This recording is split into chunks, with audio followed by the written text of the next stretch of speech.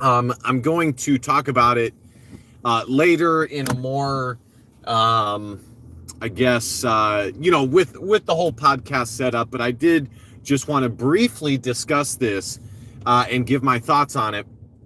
It's not the biggest story in the world, but as you guys have heard, Kaleb Brown has visited the Iowa Hawkeyes and was actually, pretty vocal about it. Pretty, when these recruits post these things on their social medias, especially if it's a player who has already been in the college ranks and is not necessarily doing all of this for shine and all that good stuff, it says a lot. Now, I made a Facebook post yesterday stating that I believed Iowa had about a 15% chance of landing Kaleb Brown.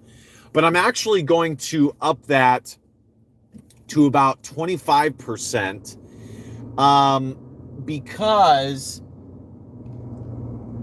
there was something that I saw from somebody, and I actually agree with it a lot. And the person said that the fact that Kaleb Brown visited Iowa first says a lot. And I tend to agree with that. Now, on the flip side, in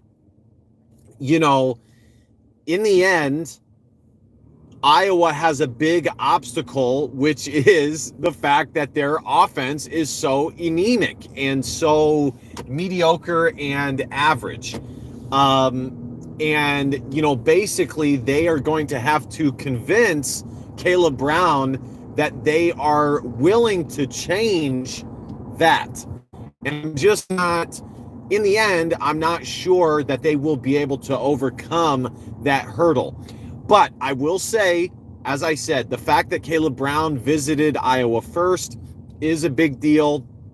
And you can directly see the results and attribute them, the results that Iowa has had in the portal specifically, and I would say recruiting in general. Iowa has had some pretty strong classes in the past 2 years.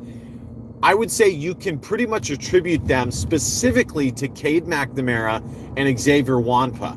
Also, the Swarm Collective has been doing good.